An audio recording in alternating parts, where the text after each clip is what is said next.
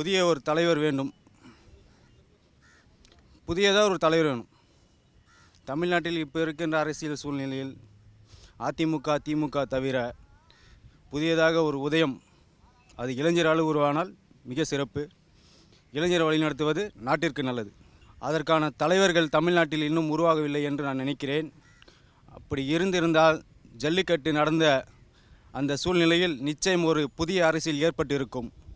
அது ஏற்படாததற்கு இளைஞர்கள்தான் காரணம்.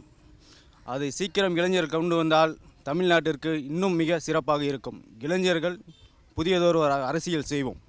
இப்போ எந்த சிஎம் வந்தாலும் சரி, நம்ம நாடு ரொம்ப நாசமாக தான் போயிட்டுருக்குது. இப்போ இருக்க கண்டிஷனுக்கு எல்லாம் பேரம்தான்.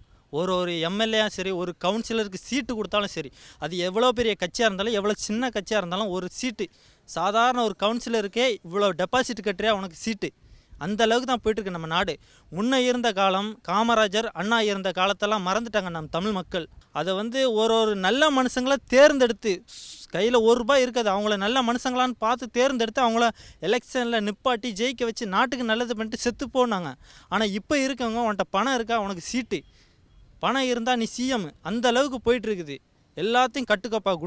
குண்டாய்சம்னா வன்முறை, அடியாளை வச்சு மிரட்டுறாங்க. எல்லா கட்சியிலுமே, ஒரு சில கட்சின்னு சொல்ல, எல்லா கட்சியிலுமே வன்முறைகள் தான் நடந்துகிட்ருக்கு. அதை நிறுத்தணும். நல்லது செய்ய நான் மட்டும் அந்த வெள்ளை சட்டை போடுறதுக்கு மனசு இருக்கணும், புரியுதா? மனசும் வெள்ளையாக இருக்கணும். சட்டை வெள்ளையாக இருந்தால் பத்தாது, மனசு தூய்மையாக இருந்தால் மட்டும் அந்த அரசியலில் கால் எடுத்து வைங்க. இல்லைன்னா தயவுசெய்து உங்கள் குடும்பம், உங்கள் ஃபேமிலின்ட்டு சுயநலமாக இருந்துட்டு போங்க. நாட்டுக்கு நல்லது பண்ணுறேன்னு சொல்லிட்டு உள்ளே நான் சிஎம் ஆகணும், ஒரே நல்ல கவுன்சிலர் ஆகணும், எம்எல்ஏ ஆகணும், சிஎம் ஆகணும், பேரும் வாங்கணும், பணமாக வாங்கணும்னு நினைக்காதீங்க தயவுசெய்து. இதெல்லாம் மக்கள் பணத்தை சொல்கிற உங்கள் தமிழ்நாட்டை, உங்கள் தாய் நாட்டை நீங்கள் விற்கிறதுக்கு சமம், கூறுபட்டு விற்கிறக்கணும். தயவுசெய்து முதலமைச்சர் போஸ்ட்டில் இருக்கவங்க சுத்த பத்தமாக இருக்குன்னு நினைங்க. சாதாரண முதலமைச்சர் மட்டும் இல்லை, கவுன்சிலர்லேருந்து நான் சொல்கிறேன் இந்த வாக்கியத்தை. அதை கரெக்டாக பின்பற்ற இருந்தால் மட்டும் அந்த அரசியல், இது எந்த கட்சியில் சேருங்க, எந்த கட்சியில் சேர்ந்தாலும் அரசியலில் காலை வைக்கும்போது தூய்மையாக இருந்தால் மட்டும் உள்ளே வாங்க. இல்லை தயவுசெய்து வராங்க, நீங்கள் நாடை நீங்கள் கெட்டு குட்டிச்சவராக ஆக்காதீங்க. தமிழ்நாட்டில் யார் முதலமைச்சர் வரணும்? இதுவரையும் வந்தாங்க, மாறி மாறி வந்தாங்க, என்ன பண்ணாங்க? சரி, பண்ணுறதா ஒழுங்காக செஞ்சாங்களா? கஷ்டம்தான். ஒரு வீட்டை பாதுகாக்கிறது ரொம்ப கஷ்டம், ஒரு நாட்டை பாதுகாக்கிறது இன்னும் ரொம்ப கஷ்டம். எல்லாத்துக்கும் கஷ்டம்தான். நல்லா வரலாங்க, நல்லா பண்ணலாங்க. இப்போது எங்களுக்கு இந்த சான்ஸ் கிடச்சிச்சு அப்படின்னா, எங்களுக்கு என்னென்ன செக்டார் இருக்குதுன்னு தெரியாது, என்னென்ன எங்கே இருக்குதுன்னு தெரியாது. ஆனால் கிடச்சிச்சு, தெரிஞ்சிச்சு அப்படின்னா ஏதோ ஒன்று பண்ணுவோம், நல்லபடியாக பண்ணுவோம். ஏன் கூச்சமே, டெல்லி கிடையாது கூச்சமே, இதுக்கப்புறம் அரசியலுக்கு வரமாட்டோம்னு நினைக்கிறீங்களா? ஒவ்வொரு இதுக்கும் இருக்குது, எல்லாருமே வருவோம், ஒன்று போடுவோம். இப்போ இருக்க அரசியலில் பார்த்திங்கன்னா 50 வருஷமாக டிஎம்கேவும் ஏடிஎம்கேவும் தான் நடத்திட்டு இருக்காங்க. இப்போ பார்த்திங்கன்னா ஒரு மாற்று அரசு வந்தால் மக்களுக்கு நல்லா இருக்கும் அப்படின்னு நினைக்கிறோம். யாருமே பணத்துக்காக தன்னோட ஓட்டை விற்றுட்டு ஒரு மாற்று அரசை கொண்டு வந்தால் அவங்க என்ன பண்ணுறாங்க அப்படிங்கிறது தெரிய வரும்.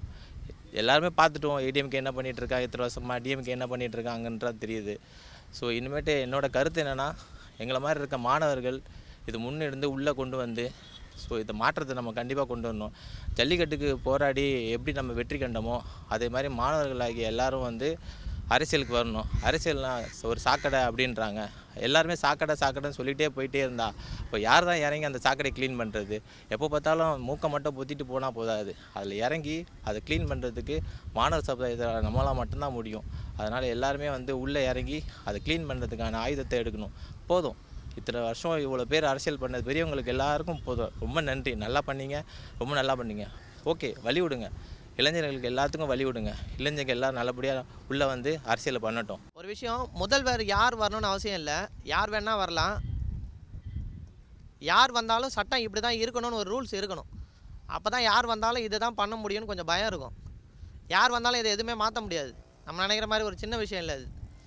இவங்க 2 பேர் இல்லாமல் வேறு யாராவது வந்தால் உடனே அதை மாற்ற முடியாது. சட்டம் மாறணும், சட்டம் மாறினா மட்டும்தான் வேறு யாராவது வந்தால் புதுசாக செய்ய முடியும்.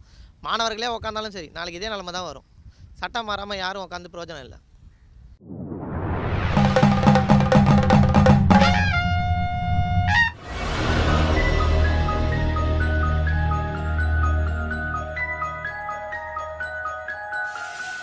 குழந்தைகளுக்கு பாலியல் வன்கொடுமை தமிழ்நாட்டில் அதிகரித்து கொண்டிருக்கிறது. முக்கிய காரணம் பெற்றோர்கள் குழந்தையை சரியான முறையில் பராமரிப்பது இல்லை. பராமரிப்பது என்பது அர்த்தம் என்னவென்றால் அவர்களுக்கு பண நெருக்கடி, நிதி நெருக்கடி, குடும்ப சூழ்நிலை எல்லாத்தையும் பெற்றோர்கள் கருத்தில் கொண்டு குழந்தையை கவனிப்பதில் சிரமப்படுகிறார்கள், கவனக்குறைவாக இருக்கிறார்கள். இந்த கவனக்குறைவு நான் பணிக்கு செல்வதால் என் குழந்தையை பக்கத்து வீட்டிலோ எதிர் வீட்டிலோ சொந்தக்காரங்கள் வீட்டிலோ பாதுகாப்பாக விட்டு சென்று விடுகிறேன் என்று நினைக்கிறார்கள். ஆனால் அது தவறு. குழந்தையை பெற்றோர் இருந்து கவனிப்பது தவிர மிக சிறந்தது வேறு ஒன்றும் இல்லை. ஆகையால் பெற்றோர்கள் தன் குழந்தையை தாங்கள் தான் பாதுகாக்க வேண்டும். பாலியல் வன்கொடுமைக்கு எதிராக பெற்றோர்களும் இதில் பங்கேற்க வேண்டும். ஆகையால் குழந்தைகள் பெற்றோர்கள் கவனிப்பில் இருந்தால்தான் மிக சிறந்த பாதுகாப்பாகும். அது பாலியல் வன்கொடுமைன்றது மிக மிக மோசமானது. அதை எப்படி எதுக்கணும்னா பேரண்ட்ஸ் கிளியராக பசங்களை பாதுகாப்பாக கூட்டு போய் பாதுகாப்பாக இட்டு வரணும். யாரையும் நம்பி விடக்கூடாது, சொந்த பந்தங்களை கூட நம்பி விட்டுறக்கூடாது. அது முக்கியமான ஒரு பாயிண்ட்டு. எந்த ஒரு ஆம்பளை பசங்க கூடயும் சரி நம்பி விடக்கூடாது. பக்கத்து வீடுகாரங்க இருந்தாலும் சரி நம்பி விடுறதுனால தான் அவங்க மைண்டு எப்படி சேஞ்ச் ஆகுதுன்னு யாருக்குமே சொல்ல முடியாது. நல்லா தான் பேசிகிட்டு இருப்பாங்க, நல்லா தான் பழகிட்டு இருப்பாங்க. திடீர்னு ஒரு என்ன சொல்கிறது காம உணர்வு அவங்கள டிஸ்டர்ப் பண்ணி அந்த மாதிரி போகுது. அது தவறான செயல் தான். பேரண்ட்ஸ் தான் இதை கட்டாயம் குழந்தைங்கள பாதுகாப்பாக வச்சுக்கணும். அசால்ட்டாக விட்டு என் பொண்ணு நல்ல பொண்ணு பக்கத்தில் இருக்கவங்களாம் நல்லவங்களாம் நினைக்கவே கூடாது என்றைக்கும். ஏன்னா சில்ட்ரன்ஸ் சில்ட்ரன்ஸாக தான் இருப்பாங்க. மற்றவங்க தான் நம்ம புரிஞ்சு நடந்துக்கணும். பக்கத்தில் இருக்கவங்க அசால்ட்டாக இருந்து அவங்க என்ன சொல்கிறது ஒரு கேவலமான இதில் போய் இறங்கி அந்த பிள்ளைங்களை கெடுத்து அவங்க ஃப்யூச்சரை ஸ்பாயில் பண்ணி அந்த மாதிரி இதுக்கு போகுது நம்ம தமிழ்நாட்டில். அது காவல்துறை கொஞ்சம் ஸ்டெப் எடுக்கணும். என்னென்னா சில்ட்ரன்ஸ் தனியாக போனாலே என்ன ஏதுன்னு என்கொயரி பண்ணணும். ஒரு பேரண்ட்ஸ்கிட்ட யார் என்ன பேரண்ட்ஸ் யாராவது ஒரு ஆள் கூப்பிட்டு போகலாம் தனிமையில். அப்போ கூட யாருப்பா இது உன்னோட ரிலேட்டிவா எப்படி என்ன ஏதுன்னு கேட்கணும். காவல்துறைக்கு அது உரிமை இருக்குது. அதை கேட்டு என்ன நடவடிக்கை எடுக்கணுமோ அதை எடுக்கணும். அசால்ட்டாக சரி அவங்களா இருக்கும் இவங்களா இருக்கணும்னு சொல்லி அசால்ட்டாக விடுறதுனால தான் இந்த மாதிரி அசாதாரண சம்பவங்கள் நிறைய நடக்குது. அதை காவல்துறை கொஞ்சம் ஸ்டெப் எடுத்தால் நல்லாயிருக்கும்னு நினைக்கிறேன் தமிழ்நாட்டை பொறுத்த வரைக்கும். ஏன்னா டெல்லி லெவலில் ஆயிடக்கூடாது நம்ம நாடு அப்படி நினைக்கிறோம். ஏன்னா டெல்லியில் ஒத்தையில் ஒரு பெண்ணுக்கு தனிமையாக போக முடியாது. இப்போ பெங்களூர் வந்துருச்சு, அடுத்து தமிழ்நாடு வரக்கூடாதுன்னா இதெல்லாம் செய்ய வேண்டிய கடமை இருக்குது நம்ம அரசாங்கத்திட்ட. அவேர்னஸ் கொண்டு வரணும். எல்லாருக்கிட்டையும் கண்டதுக்கெலாம் அவேர்னஸ் பண்ணுறீங்க.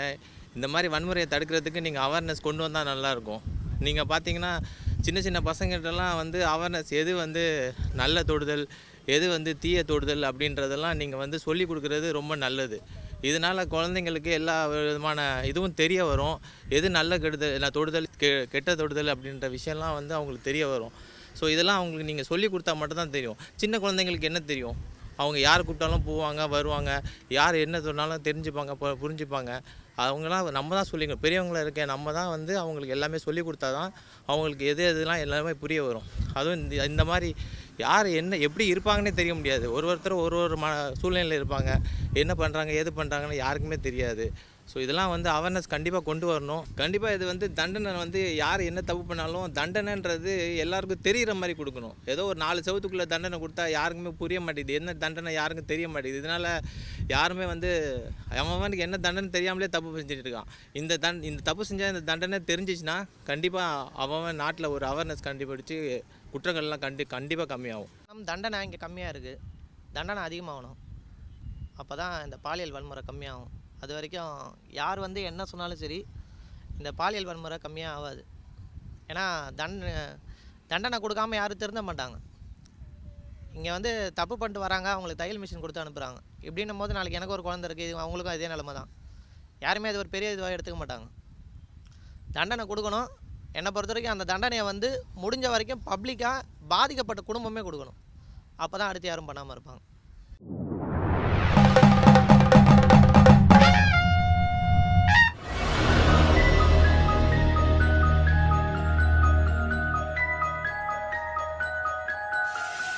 அரசியலில் குதிக்க விடலைன்றது, அதாவது குதிக்க வரலன்றது இவங்க விட மாட்டாங்க. அது 1வது பாயிண்ட்டு. ஏன்னா பெரிய பெரிய தலைங்கள்லாம் ரொம்ப அதாவது க்ளோஸ் பண்ணிடுவாங்க. க்ளோஸ்னால் எப்படி சொல்கிறது, சமூக ரீதியாகவும் சரி, ஜாதி ரீதியாகவும் சரி, மன ரீதியாகவும் சரி, ஃபேமிலி ரீதியாகவும் சரி எல்லா வகையிலும் வந்து இளைஞர்களை வந்து முற்றுப்புள்ளி வைப்பாங்க. லாஸ்ட்டு பாயிண்ட்டு போலீஸ்காரங்க ரீதியாக கூட முற்றுப்புள்ளி வைக்கிறதுக்கு அவங்க தயாராக இருக்காங்க. ஏன்னா ஆட்சி அவங்கவுங்க கையில் இருக்கிறதுனால நம்மளை எதிர்த்து ஒருத்தன் கேள்வி கேட்டால் அவன் மேலே பழைய ஏதாவது ஒரு பெட்டி கேஸ் இருக்கும். அந்த கேஸை வச்சு உள்ளே லாக் பண்ணதுக்கு தான் சேருவாங்களே தவிர யாரை வந்து அதுக்கு சரி இளைஞர் தானே வரட்டும் நினைக்க மாட்டாங்க. எந்த ஒரு கட்சியிலையும் வந்து இளைஞருக்கு சீட்டு கொடுக்குறதா நான் சரித்திரம் பார்த்ததில்ல. நல்ல சீட்டு கொடுத்து நல்லது பண்ணுன்னு யாரையும் சுதந்திரமாக செயல்பட விட மாட்டாங்க. ஜல்லிக்கட்டில் வந்தாங்க, போராட்டம் பண்ணாங்க, ஜல்லிக்கட்டை வின் பண்ணாங்க, அது ஓகே. பட் கடைசியில் என்ன நடந்தது? அரசியல் அராஜகம், ஆளுங்கட்சியின் அராஜகம் தான் கடைசி நேரத்தில் நடந்தது. கையெழுத்து போட்டோன்னே நான் எல்லோரும் கிளம்புறதா தான் இருந்தாங்க. ஜல்லிக்கட்டில் போராடின மனிதர்கள் இளைஞர்கள் எல்லாரும். ஆனால் அதுக்கு கூட டைம் கொடுக்கல. என்ன சொன்னாங்க? நீங்கள் கிளம்பலைன்னா எங்களோட சார்ஜ் நாங்கள் எடுக்க வேண்டியிருக்கோம், லத்தி சார்ஜ் நாங்கள் எடுக்க வேண்டியிருக்கோங்கிறதால கலவரம் பண்ண ஆரம்பித்தாங்க. இதெல்லாம் அரசியல் சூழ்நிலை. அவங்க வந்து இளைஞர்களை வந்து ஃப்ரீயாக வாழ விட மாட்டாங்க. 5000 ரூபா ஒரு இளைஞர்களுக்கு இந்த என்னது வெள்ள நிவாரண நிதியோ புயல் நிவாரண நிதியோ கொடுத்தா இந்த பக்கம் போலீஸ்காரங்க வந்துட்டு ஹெல்மெட்டு கேஸை போடு, ட்ரிங்க் அண்ட் டிரைவிங் போடு. 5000 ரூபாய் அங்கே கொடுக்குறத 10000 ரூபாய் இங்கே வாங்கிடுறாங்க. இதுதான் அரசியல் சூழ்நிலை. புரியுதுங்களா? ஒரு திட்டம் நிறைவேற்றினாலும் சரி அதை கிளியராக நிறைவேற்றுறது கிடையாது. அதனால் இளைஞர்கள் வர்றதுக்கு தயாராக தான் இருக்காங்க. ஆனால் அரசியல்வாதிங்க வர விட மாட்டாங்க. இது நடக்கிற உண்மை, தமிழ்நாட்டில் நடக்கிற உண்மை. இளைஞர்களுக்கு வந்து அரசியலை பற்றி தெரியாமல் இல்லை. இப்போ இருக்க ஒவ்வொரு இளைஞனும் வந்து அரசியல் கோட்பாடை அறிஞ்சு தான் நடந்துகிட்ருக்கானுங்க. ஆனால் இப்போ இருக்க அரசியல்வாதிகளும் அரசியலை வந்து தப்பான பயன்படுத்துகிற ஒரு சில அரசியல் கட்சிகளும் இளைஞர்களை வந்து அரசியலுக்கு வர விடுறதில்லை. இளைஞர்கள் நாங்கள் தயாராக தான் இருக்கோம். இளைஞர்கள்கிட்ட தமிழகத்தை கொடுத்து பாருங்கள், கண்டிப்பாக வந்து தமிழகம் வந்து முதல் இடத்தை கொண்டு வந்து காட்டுவோம். கண்டிப்பாக இளைஞர்கள் வந்து குதிப்போம். அதுக்கான காலம் கூடிய விரைவில் வரும். ஜல்லிக்கட்டுக்கு போராட்டத்தில் பார்த்திங்கன்னா குதித்த மக்கள் எல்லாருமே வந்து ஏன் அரசியலில் குதிக்கலை அப்படின்னு பார்த்தீங்கன்னா, எல்லாருமே வந்து அரசியல்னால் ஒரு சாக்கடை அப்படிங்கிற மாதிரி நினச்சிட்டு எல்லோரும் வெளில போயிட்டே இருக்காங்க. அவங்களுக்கு இன்னும் அவேர்னஸ் புரியல. ஸோ நம்மளால் ஒரு நம்மளுடைய சுதந்திரத்தை ஒரு ஜல்லிக்கட்டை நம்ம தடை பண்ணும்போது எப்படி நம்ம பொங்கி எழுந்து அந்த ஜல்லிக்கட்டுக்கான தடையை நம்ம எப்படி நீக்கினமோ, அந்த தடையை கொண்டு வந்தோமோ, நம்ம இந்த ஒரு பிரச்சனையை வந்து நம்ம சமூகத்தில் கொண்டு வந்து இவ்வளோ பெரிய எழுச்சியாக நம்ம கொண்டு வந்தோமோ, அதே மாதிரி அரசியல்லையும் கொண்டு வரணும். அதான் ஏன் குதிக்க முடியல அப்படின்னு பார்த்திங்கன்னா, இது பின்னணி பார்த்திங்கன்னா அரசியல் பின்னணி கூட இருக்கலாம். திடீர்னு பேட்டி எடுக்கிறாங்க, மாணவர்கள் வாய்ப்பை கூப்பிட்டு நீங்களே வந்து எங்களுக்கு ஆதரவு கொடுங்க அப்படி சொல்கிறாங்க. ஏன் இது இவங்களே வந்து பண்ணிக்க மாட்டுறாங்கன்னு தெரிய மாட்டேங்குது. திடீர்னு ஒரு உள்ளே பூந்து தப்பானவங்க உள்ளே பூந்து சில தப்பான வழியில் வந்து கொண்டு வந்துடுறாங்க. இதுக்குன்னு தனியாக இளைஞர்களின் அணிக்குன்னு சொல்லிட்டு தனியாக ஒரு புரட்சியோ இல்லை எழுச்சியோ கொண்டு வந்தால் மட்டும்தான் இதை உருவாக்க முடியும். இது வந்து எல்லாரும் சொல்லியோ இல்லை புரிஞ்சோ வரதில்லை. அவங்கவுங்க மனசில் இருந்துட்டு அவங்கவுங்களாம் வந்தால் மட்டும்தான் இது தெரிய வரும். ஸோ மாற்றம் வரும், கண்டிப்பாக பொறுத்து இருந்து பாருங்கள். ஜல்லிக்கட்டு ஒரு பொது பிரச்சனை, அரசியல் ஒரு பொது பிரச்சனைன்னு சொல்ல முடியாது. அரசியலில் குதிக்கிறவங்க அதுக்கேற்ற மாதிரி தானே மாற்றிப்பாங்க. ஆனால் ஜல்லிக்கட்டு அப்படி இல்லை, அது ஒரு பொது பிரச்சனை. அதனால் மாணவர்கள் எல்லாருமே வந்தாங்க. அரசியல் அப்படி நம்ம சொல்லவே முடியாது. அது நம்ம போனால் அது நம்மளையும் மாற்ற தான் பார்க்கும். ஏன்னா நம்ம சட்டம் அப்படி இருக்குது, வேறு ஒன்றும் இல்லை. அது யார் உட்காந்தாலும் அது அப்படி தான் இருக்கும். அதனால தான் மாணவர்கள் யாரும் அதுக்கு போராட வரல. பொதுவான ஒரு விஷயத்துக்கு சொன்னால் மாணவர்கள் கண்டிப்பாக வருவாங்க. அது எந்த விஷயமா இருந்தாலும் சரி.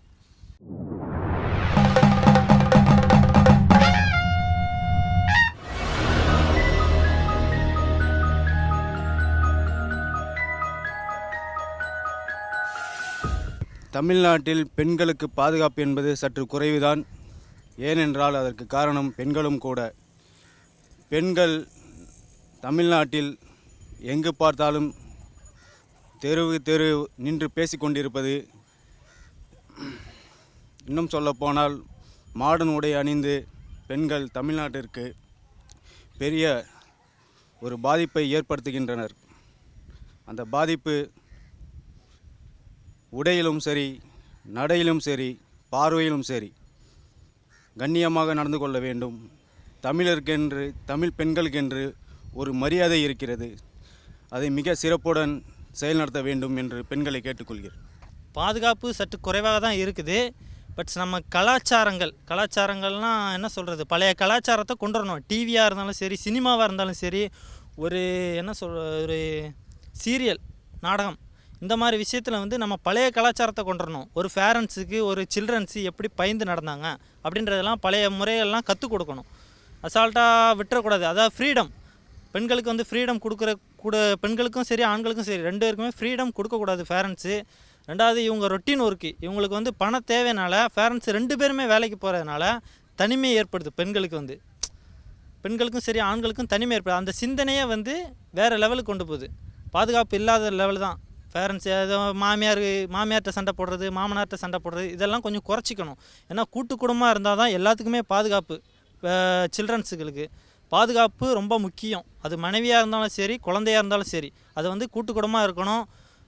வேலைகள் பணத்துக்காக வேலைக்கு போகிறது ஓகே தான். அது ஒரு கொஞ்சம் கம்மியாக வச்சு சில்ட்ரன்ஸ் மேலே கொஞ்சம் அன்பு செலுத்தி அவங்கள நம்ம கட்டுப்பாட்டோடு வைக்கிறது ரொம்ப நல்லது. 21ஆம் நூற்றாண்டு பெண்களுக்கான பாதுகாப்பு வந்துட்டு இருந்துக்கிட்டு இருக்குங்க. பாதுகாப்பு அப்படிங்கிறது வந்து பெண்களுக்கு இப்போதைய நிலைமையிலும் இருக்குது, பாதுகாப்பு இல்லாமல் இல்லை. ஆனால் ஒரு முக்கியமான விஷயம் என்னன்னு பார்த்தீங்கன்னா, சட்டங்களும் எல்லா விஷயங்களும் வந்து கரெக்டாக இருந்தாலும் சரியாக இருந்தாலும் ஆங்காங்கே வந்துட்டு பெண்களுக்கான பாலியல் கொடுமைகளும் கற்பழிப்புகளும் நிகழ்ந்து கொண்டே இருக்கின்றன. சரிங்களா? அதாவது இந்த விஷயங்களை வந்து எல்லா இடத்துலையுமே வந்துட்டு சரி செய்யணும். அப்படி மட்டும் அந்த விஷயங்களை சட்டமும் தன் கடமைகளை கரெக்டாக செஞ்சு அந்த பாலியல் கொடுமைகளை எல்லாம் தடுக்க முற்பட்டால் கண்டிப்பாக 21ஆம் நூற்றாண்டில் பெண்களுக்கான பாதுகாப்பு பலமாக இருக்கும். தமிழ்நாட்டில் பெண்களோட பாதுகாப்பு கொஞ்சம் கேள்விக்குறியாக தான் இருக்குது. எங்கே என்ன நடக்கும் அப்படின்னே தெரிய மாட்டேங்குது. அங்கே எல்லாரும் சொல்கிறாங்க இங்கே கேமரா வச்சுருக்கோம், அங்கே கேமரா வச்சுருக்கோம் அப்படின்றாங்க. ஆனால் போலீஸ் பார்த்திங்கன்னா என்ன பண்ணுறாங்க ஏது பண்ணுறாங்கன்னு யாருக்குமே தெரிய மாட்டேங்குது. இப்போது ஒரு பொண்ணு வந்து தனியாக நடந்து போய் நகை நட்டோடு நடந்து போயிட்டு வீட்டுக்கு நைட்டு நேரத்தில் வீட்டுக்கு வந்து சேர்ந்தால் தான் ஒரு கரெக்டான சுதந்திரம் கிடச்சிச்சின்னு சொல்கிறாங்க. இப்போ எத்தனை பேர் அந்த மாதிரி வச்சு அவேர்னஸ் கொண்டு வந்திருக்காங்க? யாருக்குமே அந்த மாதிரி அவேர்னஸும் எதுவுமே கிடையாது. அதனால் நான் என்ன சொல்கிறேன்னா, அவேர்னஸ் கொண்டு வரதுக்கு முதல்ல தண்டனைன்னா எப்படி கிடைக்கும் ஒருத்தனுக்கு, இதனால் கிடச்சிச்சின்னா அவனுக்கு எப்படி இது பண்ணுவான்றதை முதல்ல சொல்லி புரிய வைங்க. மக்களுக்கு சட்டம்னா என்ன அப்படின்றத முதல்ல தெரியப்படுத்துங்க. ஒரு அடிப்படை சட்டம் கூட மக்களுக்கும் இல்லை சின்ன மாணவருக்கும் ஒன்றுமே தெரிய மாட்டேங்குது. இது வந்து ஸ்கூல்லேருந்து நீங்கள் தமிழ் சொல்லிக் கொடுக்குறீங்க, இங்கிலீஷை சொல்லிக் கொடுக்குறீங்க, சான்ஸ்கிரிட் படிக்க சொல்கிறீங்க, ஃப்ரெஞ்சு படிக்க சொல்கிறீங்க, இது கிடைக்க சொல்கிறீங்க, அது பண்ண சொல்கிறீங்க. அது மாதிரி ஒரு அடிப்படை சட்டம், இந்த சட்டத்தை வந்து தெரிஞ்சுக்கிட்டா நம்ம வந்து எல்லா விதமான இந்த பெண்களோட வன்கொடுமையிலேருந்து நம்ம எந்த விதமான ஒரு பிரச்சனை இல்லாமல் நம்ம வந்து இதில் வந்து நம்ம இது பண்ணிக்கலான்றது என்னோடய தாழ்மையான கருத்து. எங்களோட மாணவ சமுதாயம் வந்து இதை நாங்கள் கண்டிப்பாக வந்து ஃப்யூச்சரில் வந்து கொண்டு வருவாங்கன்ற ஒரு நம்பிக்கை இருக்குது. கேள்விக்குறியாக தான் இருக்குது. ஆனால் மற்ற ஸ்டேட்டை கம்பேர் பண்ணும்போது நம்ம ஸ்டேட்டில் மட்டும் அவ்வளோ பெண்களுக்கு எதிரான ஒரு இது இல்லை. அதை நம்ம ஜல்லிக்கட்டுலேயே பார்த்துருப்போம். இன்னும் கொஞ்சம் பெண்கள் கொஞ்சம் அவேர்னஸ் கொஞ்சம் அதிகப்படுத்துகிற மாதிரி அவங்களுக்கு நியூஸ் இருந்தால் கொஞ்சம் நல்லாயிருக்கும்.